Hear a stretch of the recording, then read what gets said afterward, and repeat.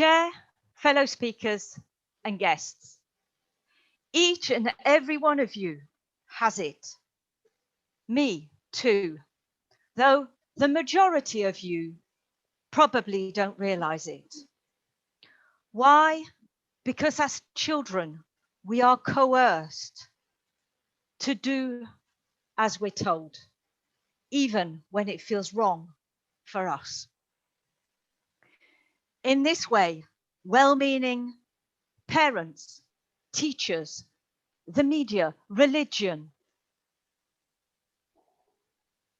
all these things encourage us to ignore our boundaries, which are part of our survival instinct.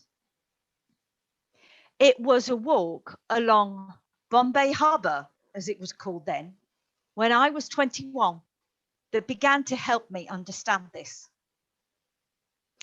If any of you have been to India, you will realize that if you stand still in the street, you will immediately be accosted and hear something like, rickshaw, rickshaw, change money, want to buy? Something or other that you definitely don't want.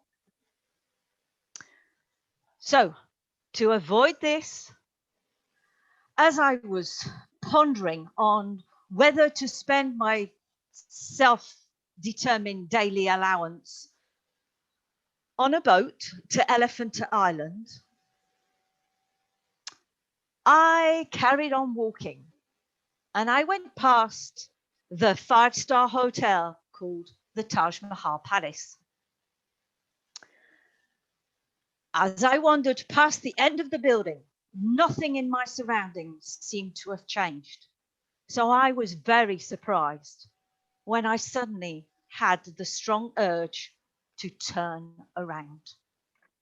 I have no idea what led me to do this. As I strolled past the entrance to the hotel, this man walked up to me and said, "Want drugs?" I said, "No, thank you," and walked on more purposefully. This was the only time in 3 weeks on my own around India that such a thing happened. Sorry. Now, I didn't think much more of it until 8 years later, when I was visiting a relative in the northeast of England. As I sat in her living room waiting for a cup of tea in Stockton-on-Tees, a book seemed to jump out at me from her bookshelf. I picked it up and read Gavin de Becker's account of women who had survived assaults. He was curious why these were alive and others weren't. And what he noticed was that all their testimonies had something in common. All the women had said that they had a feeling that they couldn't explain, that something was wrong. And they took action on it. It's what de Becker calls the gift of fear. It doesn't matter if you call it instinct, premonition, or gut feeling. What's important is that it's designed to protect us, and it must be differentiated from what de Becker describes as the curse. That might be the fear of loss of identity by public speaking, or an irrational fear such as wasps or spiders.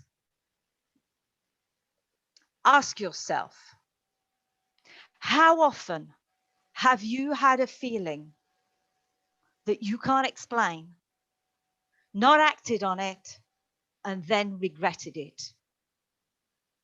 Next time, I urge you to trust your gift more than you trust anything else.